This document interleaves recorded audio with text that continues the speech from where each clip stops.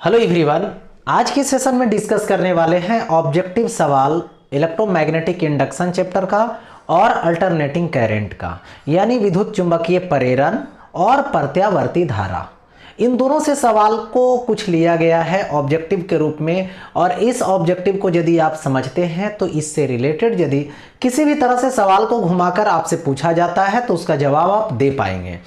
तो इस सवाल को समझने के लिए यानी ऑब्जेक्टिव को समझने के लिए आपको इसकी एक्सप्लेनेशन भी समझनी पड़ेगी, जिससे क्या होगा कि ये जो बताया जा रहा है उसको लिमिटेड बताया जा रहा है, लिमिटेड ऑब्जेक्टिव बताया जा रहा है, लेकिन ये नहीं कि इससे और पलट करके पूछ दिया जाएगा सवाल को। तो आप बना सकते हैं, जब एक्सप्लेन करने के लिए देखेंगे तब एक्सप्लेन कर पाएंगे थोड़ा सा, तब ज़्यादा भी नहीं, बहुत ईजी तरीके से। देखिए फर्स्ट सवाल आपके स्क्रीन पे दिख रहा होगा, शक्ति गुणांक के लिए निम्नलिखित में कौन सा संबंध सही है। इसको बोलते हैं which of the following relations is correct for power factor, यानी पावर फैक्टर बोला जा रहा है आपको। तो ये ध्यान दें कि पावर फैक्टर जो हम लोगों को पढ़नी है वो अल्टरनेटिंग करंट में पढ़नी है, यानी प्रत्यावर्ती धारा वाला में पढ़ना है।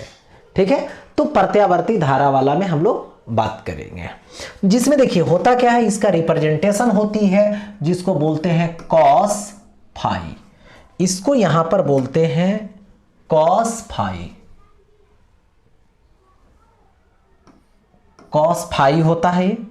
और cos phi is equal to होता है पी ट्रू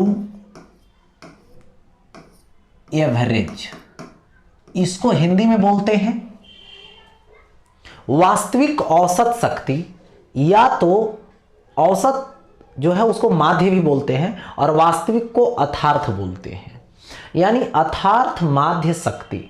और नीचे होता है जिसको बोलते हैं PRMS, इसको बोलते हैं आभासी माध्य शक्ति या तो आभासी औसत शक्ति। इन दोनों के अनुपात को ही पावर फैक्टर बोला जाता है। तो चलिए देखते हैं इसमें पावर फैक्टर यानी शक्ति गुणांक, मतलब यह हुआ वास्तविक माध्य शक्ति यानी अथार्थ माध्य शक्ति, और बटे क्या है PRMS यानी आभासी काल्पनिक माध्य शक्ति। कौन सा ऑप्शन मैच कर रहा है, शक्ति गुणांक बराबर अथार्थ माध्य शक्ति बाई आभासी माध्य शक्ति, यही तो मैच कर रहा है, यानी ऑप्शन सी करेक्ट हुआ, यानी ऑप्शन सी करेक्ट हुआ। ठीक है, याद रखेंगे। लेकिन अब ये आया कैसे, जरा हम लोग इसको देख लेते हैं। इसके लिए समझना पड़ेगा थोड़ा सा एक लॉजिक। देखिए मान लेता हूं इधर आई है, वोल्टेज है भी, वोल्टेज आगे है फाई से, यानी आई वोल्टेज हुआ और आई करंट हुआ, माने विद्युत धारा हुआ, प्रत्यावर्ती धारा हुआ, और भी प्रत्यावर्ती वोल्टेज हुआ।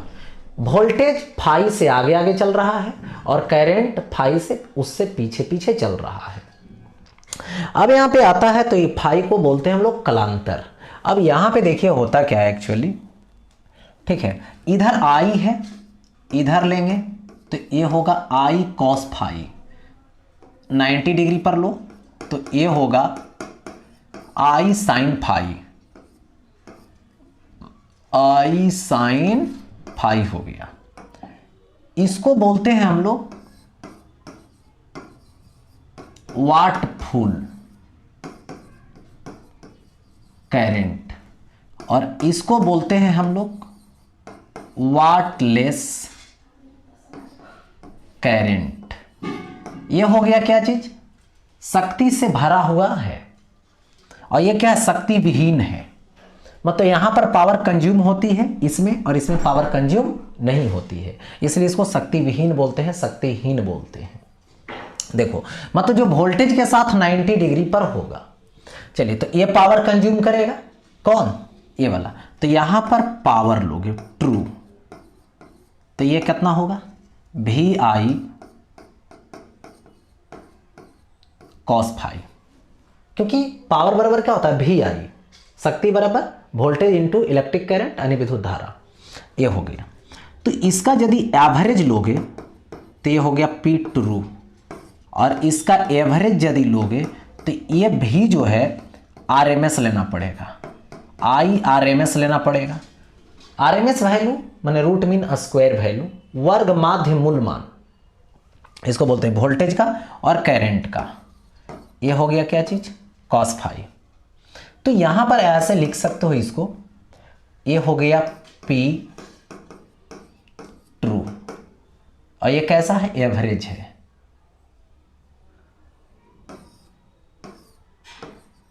इज इक्वल टू, इसको क्या बोलिएगा, V R M S I R M S, तो ये हो जाएगा पी आर एम एस, इसको यहां पर बोलेंगे P R M S into cos phi.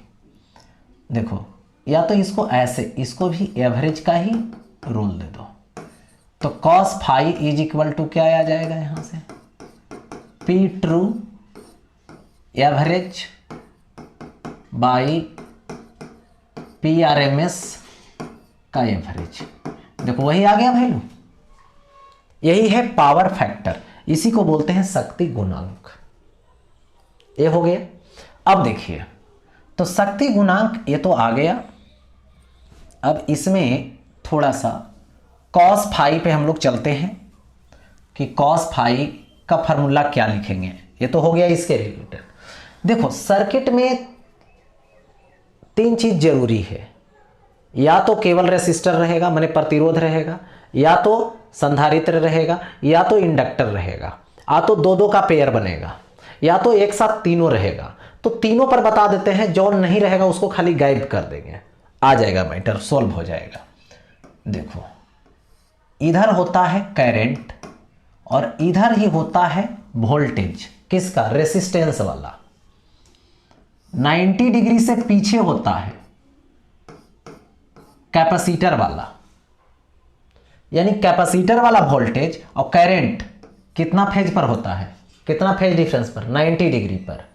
यदि यानी कहना है यहां पे कि यदि सर्किट है, सर्किट में देखिए ये क्या है, रेसिस्टर है, और ये क्या है, कैपेसिटर है, और ये क्या है, इंडक्टर है।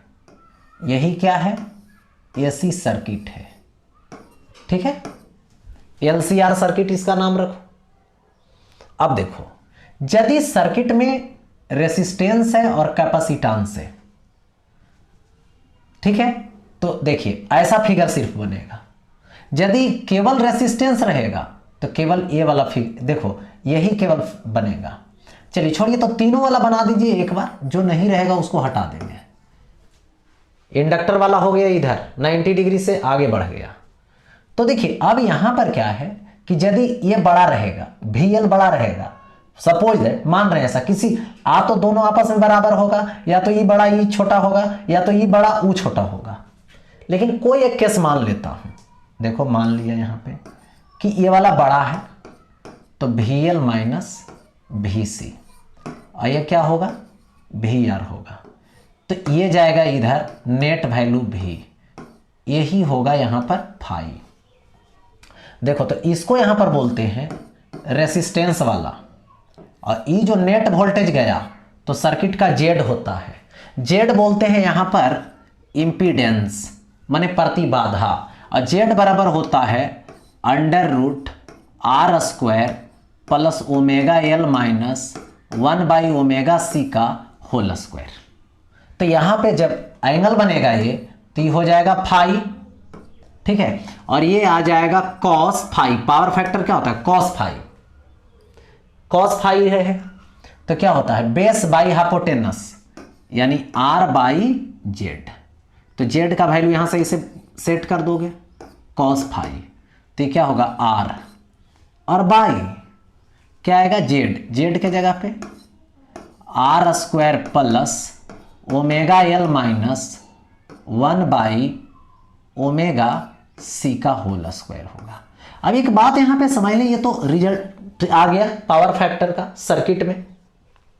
मान लो सर्किट में अपसेंट करते हैं बारी बारी से, ये यदि R नहीं रहा, R नहीं रहेगा तो ये क्या हो जाएगा, R0, तो कॉस फाई क्या आ जाएगा, 0 आ जाएगा, ठीक है, 0 आ जाएगा, सॉरी 0 आ जाएगा। यदि सर्किट में केवल रेसिस्टेंस रहा ये दोनों है, मान लो नहीं आ तो नहीं है, दो केस, यदि है तो omega L minus 1 by omega C आपस में बराबर है, तो ये तो जीरो हो जाएगा। तो उस समय क्या होगा, कॉस फाई का वैल्यू मान 1 होगा। ठीक है, यदि दोनों है तो दोनों का ओमेगा एल और 1 बाई ओमेगा सी आपस में बराबर है, इन रिएक्टेंस दोनों को बराबर है, तो जीरो बना लेगा। ठीक है, या नहीं तो यदि है ये नहीं दोनों है तो उस केस में सिर्फ आर रहेगा और नीचे भी आर ही आ जाएगा, तो कट के 1 आ जाएगा। यानी पावर फैक्टर 0 और 1 के बीच वैरी करेगा, यानी 0 और 1 के बीच में होगा। चलिए ये हो गया मेन। अब देखो यहां से इजेड इंपीडेंस याद रखना है, प्रतिबाधा याद रखना है। चलिए देखिए, तो शक्ति गुणांक किसके बीच बदलती है, the power factor varies between, तभी मैंने बताया 0 और 1 के बीच, 0 और 1 के बीच। चलो देखो अब आगे नेक्स्ट। अब आता है किसी ऊंचाई मतलब स्टेप अप ट्रांसफार्मर के प्राइमरी और सेकेंडरी में क्रमशः N1 N2 लपेट है, माने फेरों की संख्या है, तब क्या होगा।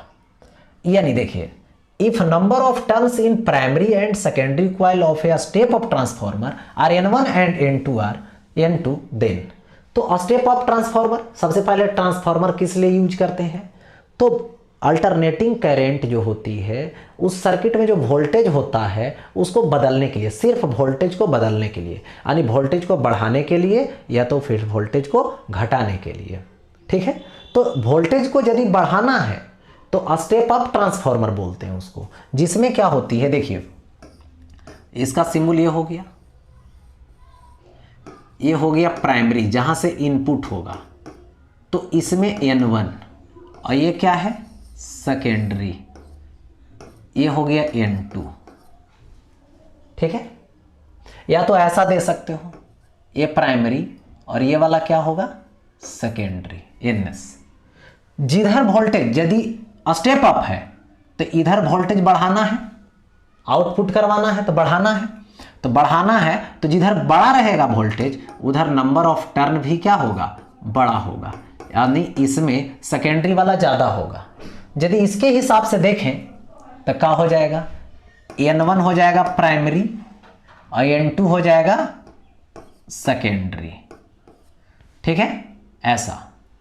तो यहां पर मैं बात करूं इसमें तो क्या आएगा, N2 इधर आ जाएगा, N1 by N2 less than 1, या नहीं तो उलट के लिखो N2 by N1 greater than 1।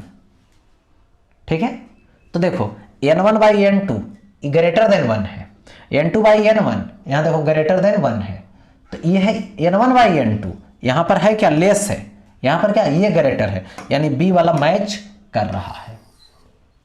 ठीक है, ये हो गया। यदि यही बोलता स्टेप डाउन तो जस्ट उल्टा कर देते, डाउन करना मतलब इधर नंबर ऑफ टर्न ज्यादा रहेगा, इधर नंबर ऑफ टर्न कम रहेगा। डाउन करना मतलब कम वोल्टेज निकालना, तो कम निकाल रहा है मतलब कम निकाल रहा है, तो जो निकाल रहा है उसमें नंबर ऑफ टर्न कम, बस इतना ही देखना है। अब यहाँ पे देखिए 2-3 बातें और हैं। ये हो गया ट्रांसफार्मर किस पे बेस्ड है, तो बोलना है म्यूचुअल इंडक्शन पे बेस्ड है, मतलब आपसी प्रेरण या तो अन्योन्य प्रेरण पर आधारित है। ठीक है, देखो और क्या डिवाइस होता है इसमें, एक मोटर होता है और एक जनरेटर होता है। ठीक है, मोटर का क्या काम है, वो उसको मोटर को जब करंट देते हैं मतलब इलेक्ट्रिक एनर्जी देते हैं यानी विद्युत ऊर्जा देते हैं, तो क्या करता है वो घूमता है, घूमता है मतलब मैकेनिकल एनर्जी देता है, मतलब यांत्रिक ऊर्जा देता है। तो मोटर पूछा जाएगा तो ये बोलना है। ठीक है, दूसरी बात यहाँ पर आता है कि जनरेटर का क्या काम है। जनरेटर क्या है, उसको घुमाते हैं तो क्या मिलता है, इलेक्ट्रिक करंट मिलता है, यानी इलेक्ट्रिक एनर्जी मिलती है, विद्युत ऊर्जा मिलती है। कब, जब यांत्रिक ऊर्जा देते हैं तो जनरेटर का काम है यांत्रिक ऊर्जा को विद्युत ऊर्जा में बदलना, यानी मैकेनिकल एनर्जी को इलेक्ट्रिक एनर्जी में कन्वर्ट करना। लेकिन जो मोटर है उसका काम क्या है, इलेक्ट्रिक एनर्जी को मैकेनिकल एनर्जी में कन्वर्ट करना, यानी विद्युत ऊर्जा को यांत्रिक ऊर्जा में बदलना। ठीक है, ये बातें हो गई।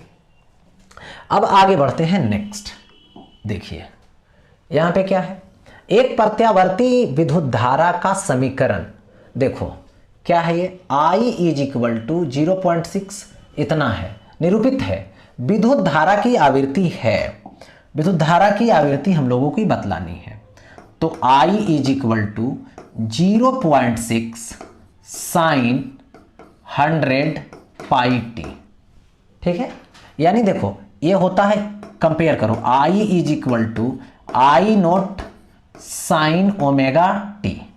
तो देखो आई नोट का वैल्यू कितना है 0.6, यानी कहता कि ये आई नोट क्या है, तो बोलना है पीक वैल्यू यानी शिखर मान। शिखर मान मतलब महत्तम मान, तो महत्तम मान बोलता माने मैक्सिमम वैल्यू बोलता करंट का तो 0.6 लिखते, लेकिन ये नहीं बोला है ना, बोलता तो ये लिखते शिखर वैल्यू है ना, maximum value, peak value. Omega की जगह पे कितना है, ओमेगा इज इक्वल टू है 100 पाई, ओके। ओमेगा मतलब क्या होता है 2 पाई इंटू फ्रीक्वेंसी होती है, तो 100 पाई होगा, तो 2 पाई से डिवाइड कर दो तो frequency is equal to 50 hertz जाएगा, यानी 50 हर्ट कौन सा होगा, तो यहां पे ये देखो बी ऑप्शन होगा। हो गया ऐसा। अब देखो आगे बढ़ता हूं, नेक्स्ट सवाल। ये हो गया 50 आ गया, सॉल्व कर दिए फार्मूला से। अच्छा अब देखो प्रत्यावर्ती धारा के शिखर मान तथा वर्ग माध्य मूल मान का अनुपात है, यानी बोल रहा है the ratio off peak value and RMS value of AC is. Ratio किसका निकालना है, पीक वैल्यू का, किसके साथ, आरएमएस वैल्यू के साथ, यही तो निकालना है। तो यानी व्हाट, फार्मूला डिराइव कर दिए थे थ्योरी पेपर में, सब्जेक्टिव टाइप वाला में I R M S is equal to I naught by √2 होता है, ठीक है। तो मुझे चाहिए क्या, I naught by I R M S, तो आई √2 को इधर लाइए, आई नोट बाई, और ये आई आर एम एस इधर चला जाएगा तो आई आर एम एस हो जाएगा, यानी I naught by I R M S, तो इसको √2 बोलेंगे। यानी सिंपल लॉजिक समझिए, तो यहां पे क्या आएगा, I naught by I R M S यानी √2 आएगा। ऑप्शन कौन सा करेक्ट हुआ, तो ऑप्शन बी करेक्ट हुआ, ओके। यानी ये माइंड में सेट कर लें, I R M S is equal to I naught by √2, यदि भी आर एम एस रहेगा तो भी नोट बाई √2। देखो आगे, नेक्स्ट आगे बढ़ता हूं। प्रतिघात का मात्रक है, यानी the unit of reactance. Reactance जो होती है वो एक प्रकार का रेसिस्टेंस है, ठीक है। किसका होता है, तो बोलते हैं हम लोग या तो इंडक्टर का होता है, मतलब जो इंडक्टर है जिसमें सेल्फ इंडक्टेंस होती है, इंडक्टेंस होती है, क्वाइल्ड वायर है, या तो कैपेसिटर यानी संधारित्र है। दोनों में रिएक्टेंस होता है, दोनों क्या करता है, जो करंट फ्लो करती है सर्किट में उसका विरोध करता है, लेकिन हीट एनर्जी डेवलप नहीं करता, विरोध सिर्फ करता है। लेकिन यह है क्या, रेसिस्टेंस ही है, लेकिन ऐसा रेसिस्टेंस जो वाटलेस करंट के लिए है, ठीक है, मतलब यहां हीट पैदा नहीं होती है। तो है क्या, प्रतिरोध। प्रतिरोध के लिए क्या होता है, ओम होता है, यानी इंडक्टिव रिएक्टेंस बोले या तो कैपेसिटिव रिएक्टेंस बोले, दोनों के लिए ओम होता है। रिएक्टेंस आ गया या तो इंपीडेंस आ गया तो रेसिस्टेंस आ गया, सब के लिए ओम होता है, ओके। आगे बढ़ता हूं, देखो नेक्स्ट टॉपिक, नेक्स्ट सवाल। एक प्रत्यावर्ती धारा की शिखर वोल्टता, शिखर वोल्टता मतलब पीक वैल्यू, यानी देखिए इतना है, इसकी आभासी वोल्टता है, आभासी मतलब आरएमएस वैल्यू, यानी the peak voltage of N AC is 440 volt, it's virtual voltage is. यानी मैं बात करूं यहां पे पीक वैल्यू वी नोट है, तो वी नोट का वैल्यू 440 वोल्ट आ गया, ओके, एसी में। अब यहां से वी आरएमएस लेंगे तो वी आरएमएस क्या हो गया, यहां पे वाट हो गया, ठीक है। तो वी आरएमएस वाट मालूम नहीं, निकालनी है। चलिए, तो वी आरएमएस अभी मैंने बोला था जोर दे करके कि आपको यह माइंड में सेट रखनी है कि वी नोट बाई √2 होता है या तो पीक वैल्यू बाई √2 होता है। देखिए तो पीक वैल्यू कितना है, तो ये है 440, 440 हुआ बाई कितना है, √2 है। ऐसा करो कि √2 से गुना कर दो, √2 से भागा दे दो, कोई फर्क नहीं पड़ने वाला है यहाँ पे। देखिए तो यहाँ से 440 √2 और √2 2 से डिवाइड करोगे इसको तो 220 √2 और ये वोल्ट आएगा, यानी 220 √2 वोल्ट कैसे आया ये आपने देखा। तो चूज कीजिए, यहाँ पे सी ऑप्शन करेक्ट है। ठीक है, देख रहे हो सी ऑप्शन करेक्ट हो गया। नेक्स्ट आगे बढ़ता हूं। देखो किसी प्रत्यावर्ती परिपथ में धारा, यहां पे देखिए ये है, इसको लिख सकते हैं हम लोग, लिख लो पहले है कितना ये। तो जरा देखिए I = ये हो गया 5 cos हो गया और ये क्या आ गया ω/t हो गया एम्पियर, तथा विभव यानी वोल्टेज V = 200 sin ω/t है, 200 sin ω/t दे दिया गया, वोल्ट है। परिपथ में शक्ति हानि है, परिपथ में शक्ति हानि है बताना है यहां पे। In AC circuit the current and voltage are given by I दे दिया गया and V = 200 sin ω/t respectively. Okay, power loss in the circuit is, यानी सर्किट में हमें पावर लॉस बतानी है। तो पावर लॉस के लिए फॉर्मूला लगा देंगे, P ट्रू, ये क्या एवरेज = क्या होता है PRMS इंटू cos फाई। जरा एक नजर डालें इस पे कि cos फाई कितना होगा, यानी करंट और वोल्टेज कितना के फेज डिफरेंस पे है। ये देखो cos ω/t है, ये sin ω/t है। तो आप जानते हैं कि sin और cos में 90 डिग्री का डिफरेंस चलता है। जो cos में 0 डिग्री पर होता है वैल्यू, वो sin में 90 डिग्री पर होता है। जो cos में 90 डिग्री पर होता है वो sin में 0 डिग्री पर होता है, आप जानते हैं। ठीक है, तो यहां पर क्या होगा, sin, देखो करंट है cos पे डिपेंड, वोल्टेज है sin पे डिपेंड, तो दोनों के बीच की जो डिफरेंस आएगी एंगल का वो 90 डिग्री का आएगा। यानी यहां पे मैं बात करूं फाई 90 डिग्री होगा। तो जैसे ही आप यहां फाई 90 डिग्री बैठाएंगे तो ये 0 आ जाएगा, यानी यहां पर जो करंट है वो वाटलेस करंट है। पूछता कि कैसा करंट है, तो वाटलेस करंट है, यानी यहां पे शक्ति का ह्रास नहीं होगा, शक्ति का क्षय नहीं होगा, पावर का लॉस नहीं होगा। तो यहां पे बोल सकते हो, वही बोला परिपथ में शक्ति हानि क्या है, कंज्यूम्ड पावर कितना हुआ। ठीक है, पावर लॉस कितना हुआ, तो यहां पे पावर लॉस 0 हुआ। क्यों, 90 डिग्री होने के कारण। तो सबसे पहले ये ऐसा बोलेगा तो ये ऐसा ध्यान देना कि फेज डिफरेंस कितना का है, उसके हिसाब से फिर बैठाएंगे। कभी कभी ऐसा होता है डायरेक्टिव सॉल्व हो जाएगा, ये जैसा भी हो गया, कुछ वैल्यू की फिर जरूरत नहीं पड़ा कि VRMS रखो, IRMS रखो, PRMS निकालो, कुछ निकालने की जरूरत नहीं पड़ा, डायरेक्ट सवाल सॉल्व हो गया। चलिए अब आगे बढ़ते हैं। यंत्र जो यांत्रिक ऊर्जा को विद्युत ऊर्जा में बदलता है, अभी मैंने बात किया था ट्रांसफार्मर के पास कि जो यांत्रिक ऊर्जा को विद्युत ऊर्जा में बदलता है उसका नाम क्या है ना, डायनमो है। ठीक है, ये डायनमो यानी बोलते हैं उसको जनरेटर। ठीक है, तो देखिए यहां पे क्या हो जाएगा, ये हो गया, तो बदलता है वह प्रेरण कुंडली, डायनमो, ट्रांसफार्मर, मोटर।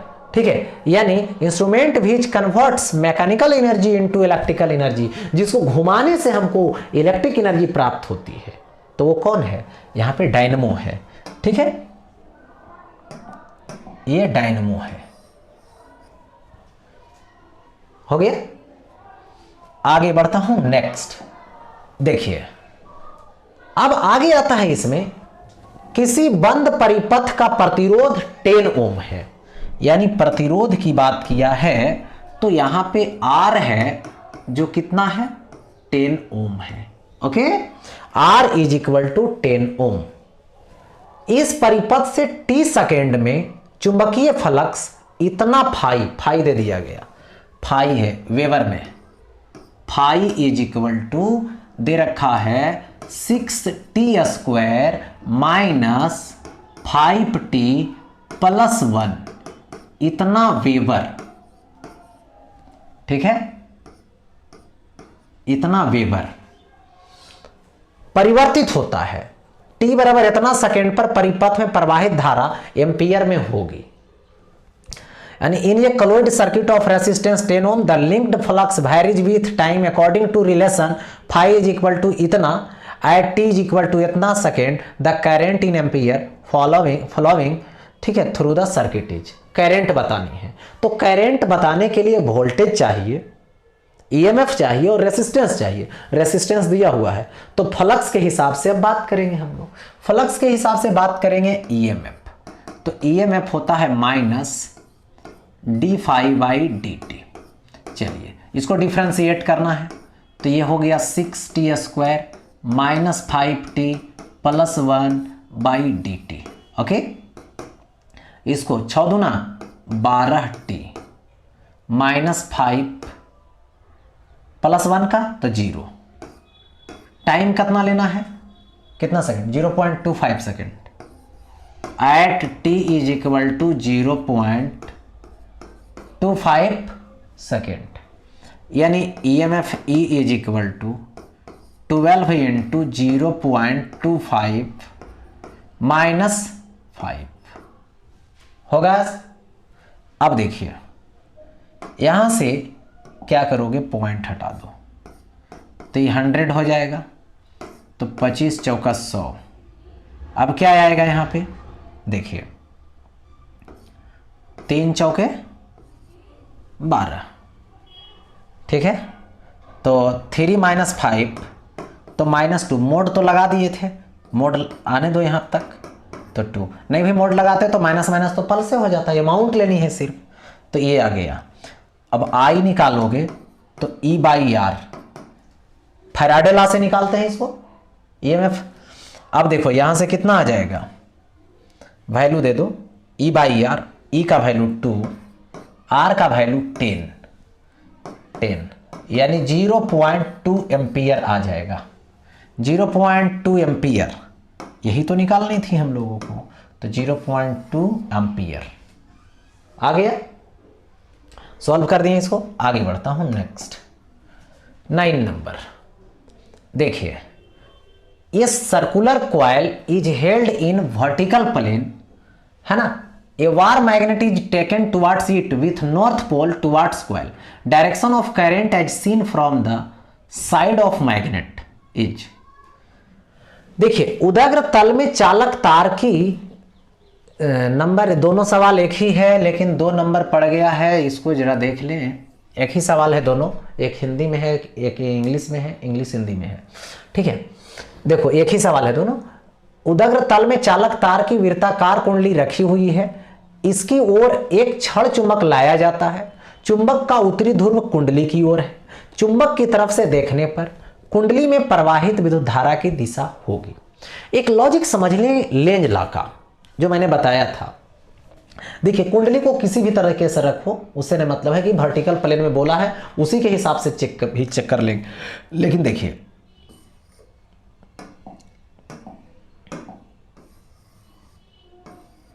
ये कुंडली हुआ, ठीक है, यहां पे ये नॉर्थ पोल है, ये साउथ पोल है।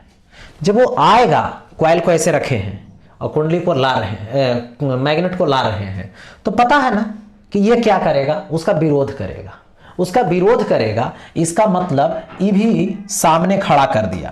क्या लाके खड़ा कर दिया, यहां पे ऐसे देखो क्रिएट कर दिया, इधर नॉर्थ पोल इधर साउथ पोल। किस लिए, लेंज लॉ से। क्यों, क्योंकि आने से उसको रोकना है, अपोज करना है, विरोध करना है, ठीक है। तो विरोध जब करेगा इसका मतलब इधर नॉर्थ पोल क्रिएट हो, तो नॉर्थ पोल क्रिएट करने का मतलब ऐसे घूमेगा करंट, ऐसे।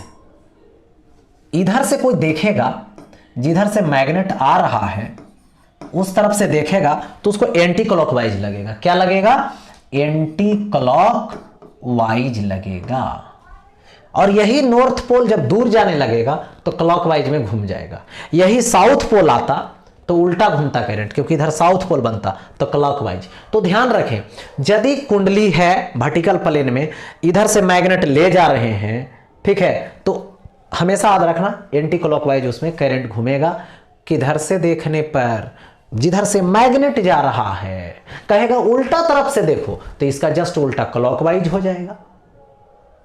नॉर्थ पोल ले जा रहे हैं, नॉर्थ पोल जिधर से जा रहा है उधर से ही देख रहे हैं तो एंटी क्लॉकवाइज। साउथ पोल ले जाएंगे और उसी तरफ से देखेंगे तो क्लॉकवाइज होगा, घड़ी की सुई के दिशा में होगा, है ना। तो ये होता है, यानी क्या बोलोगे इसमें, लेंज लॉ के हिसाब से क्या हुआ, एंटी क्लॉकवाइज यानी वामावर्त, ठीक है, एंटी क्लॉकवाइज। इसी में तीन ऑब्जेक्टिव और ऐड हो गया। नॉर्थ पोल जाएगा तो क्लॉकवाइज, साउथ पोल आएगा तो क्लॉकवाइज, साउथ पोल जाएगा तो एंटी क्लॉकवाइज। Matter solve. देखिए अब आगे बढ़ते हैं। अब आता है अपचाई ट्रांसफॉर्मर में कौन सी राशि घटती है, यानी यहां पे which quantity decrease in step down transformer. Step down मतलब जो क्या करे, घटावे वोल्टेज को, क्योंकि ट्रांसफॉर्मर किस लिए यूज करते हैं, सबसे पहले किस में यूज करते हैं, तो अल्टरनेटिंग करंट सर्किट में, प्रत्यावर्ती धारा परिपथ में। किसके लिए, वोल्टेज को बढ़ाने के लिए और घटाने के लिए। बढ़ाने वाला स्टेप अप, घटाने वाला स्टेप डाउन। तो किसको घटाएगा, वोल्टेज को घटाएगा, ठीक है, यानी वोल्टेज को ये घटाएगा। किसको घटाएगा, वोल्टेज को घटाएगा, ठीक है। आगे बढ़ता हूं। यदि धारा और विभवांतर के बीच कलांतर फाई है तो शक्ति गुणांक होता है।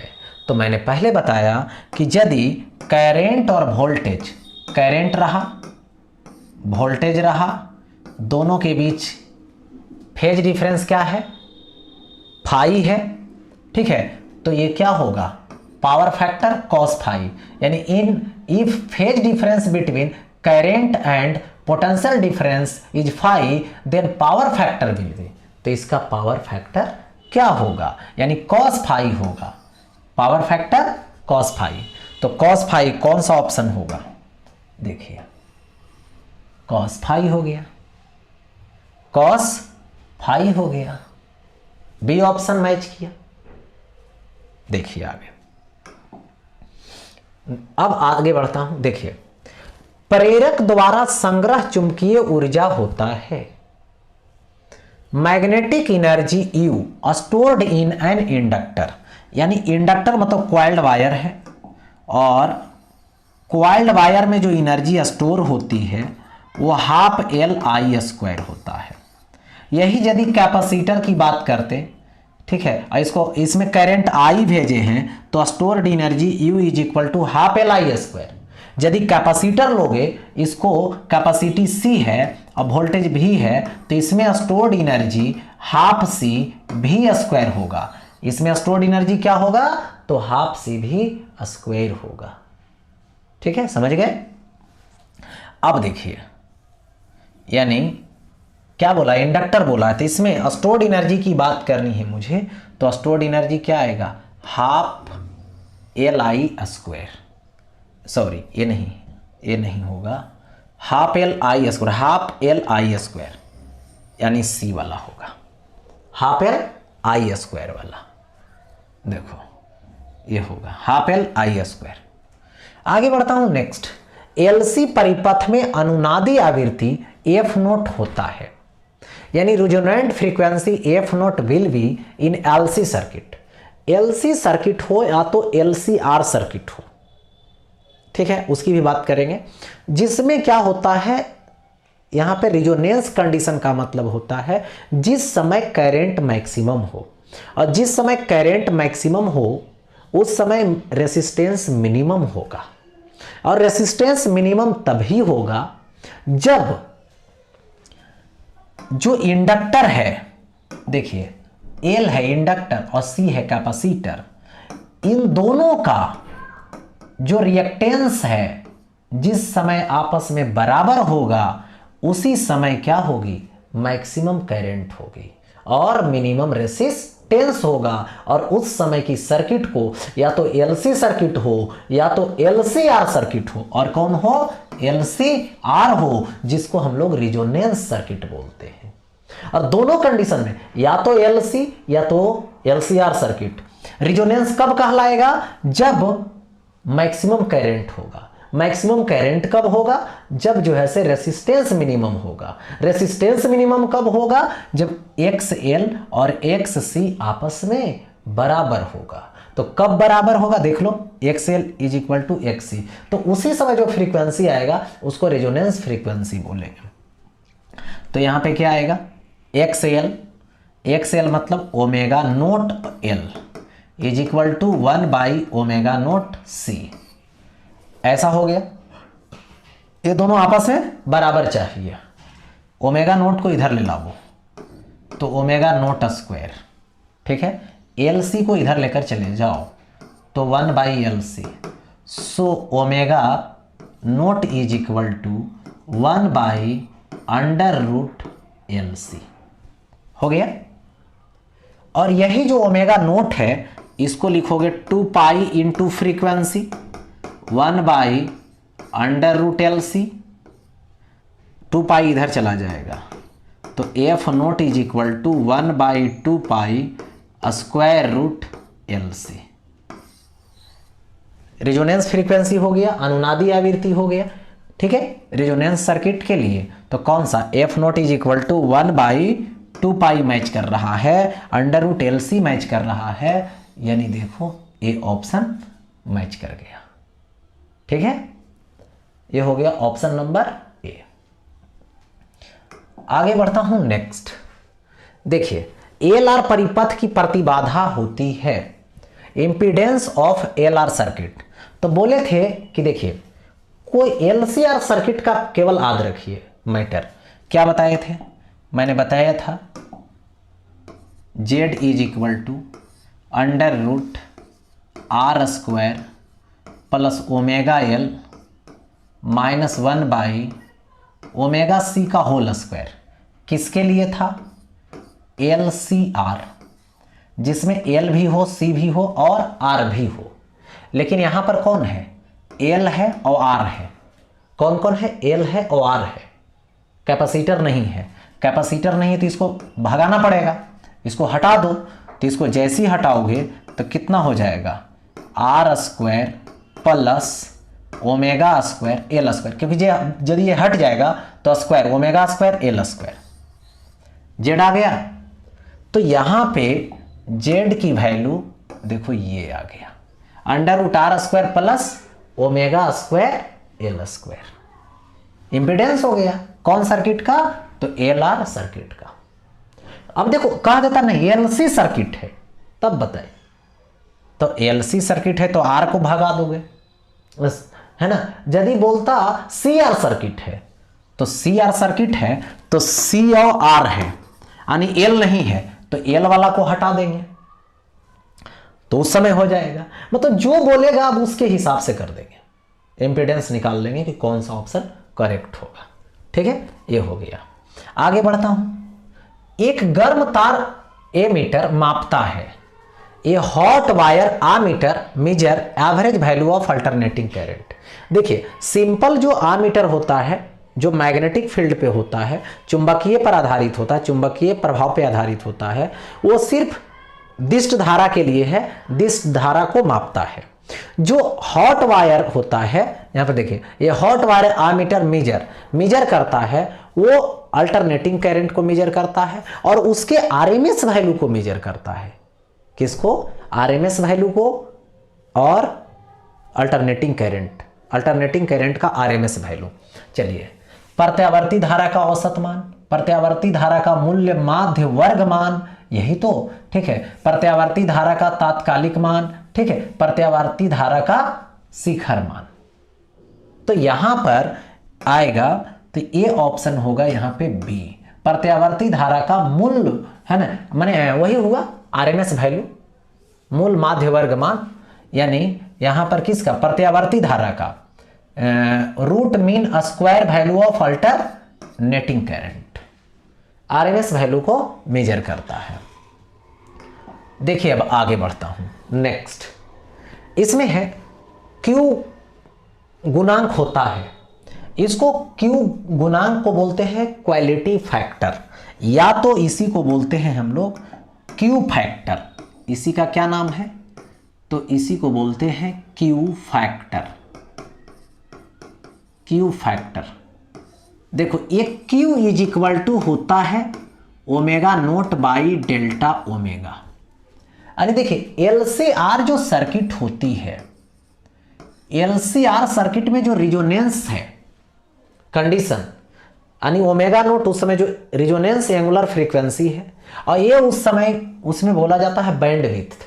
बैंड विड्थ का मतलब होता है उसमें दो एंगुलर फ्रीक्वेंसी जिस पर पावर का जो पीक वैल्यू होता है वो हाफ हाफ होता है, उसी के बीच का जो डिफरेंस आएगा वही होता है बैंड विड्थ। तो देखिए मैंने अभी बताया था ओमेगा नोट की वैल्यू, क्या बताया था? Under root 1/√LC resonance condition के लिए। ये जो बैंड विड्थ होती है जिसको डेल्टा ओमेगा बोलते हैं, क्या बोलते हैं? बैंड की चौड़ाई। ये क्या होता है? अनुनादी कोणीय आवृत्ति। तो ये होता है R/L, ये होता है ओमेगा नोट 1/√LC, और ये होता है डेल्टा ओमेगा R/L। चलिए तो Q इज इक्वल टू क्या लिखोगे? ओमेगा नोट तो 1/√LC, और ये क्या होगा? R/L। तो यहाँ पे दो ऑब्जेक्टिव तो ऐसा ही हो गया, ठीक है। बैंड विड्थ यानी बैंड की चौड़ाई R/L, किस में? LCR सर्किट में। और ये अब देखो तो यहाँ से L ऊपर लेके चला जाओ, R नीचे रखो, 1/ क्या होगा? √LC। इसी को ऐसे लिख सकते हो, 1/R रहने दो, L को अंडर रूट में ले जाओ, तो अंडर रूट से जब बाहर होगा तो स्क्वायर हटेगा, और बाहर से जब अंडर रूट में जाएगा तो स्क्वायर चढ़ेगा। तो देखो इस पर स्क्वायर चढ़ा दो L पर, तो L²/LC, एक L से एक L कट जाएगा, सो यहाँ पर आ जाएगा क्या चीज? So Q is equal to 1/R √L/C। Q is equal to 1/R √ देखो L/C हो जाएगा। चलिए देखिए तो यहाँ पर 1/R √L/C, तो यहाँ पे क्या आ जाएगा? Q is equal to 1/R √L/C दे दिया गया। देख सकते हो ऑप्शन मैच कर गया। तो ये हो गया इससे रिलेटेड ऑब्जेक्टिव, ठीक है। अब आगे बढ़ते हैं। तो यहीं तक लास्ट सवाल हुई है ना। इस तरीके से आपको दोनों पेपर कर लेनी हो, दोनों पार्ट कर लेनी होगी। इसका दो, एक ऑब्जेक्टिव है और एक सब्जेक्टिव का करवा चुके हैं। दोनों आप अच्छे तरीके से देख लेते हैं तो ऑब्जेक्टिव में भी कुछ सब्जेक्टिव सॉल्व हो जाएगा और सब्जेक्टिव से भी ऑब्जेक्टिव सॉल्व हो जाएगा। मतलब जो ऑब्जेक्टिव है उससे भी कहीं कहीं सब्जेक्टिव में आपका काम कर जाएगा, और जो सब्जेक्टिव है उसमें भी ऑब्जेक्टिव काम कर जाएगा। तो इसलिए दोनों को देखिएगा तो आपका प्लस हो जाएगा सवाल सॉल्व करने की मेथड और एबिलिटी, ठीक है। तो एक आज तक रहा, फिर लेकर आएंगे आप लोग के लिए इलेक्ट्रोमैग्नेटिक वेव का शॉर्ट मतलब ऑब्जेक्टिव टाइप और सब्जेक्टिव टाइप बहुत जल्द ही।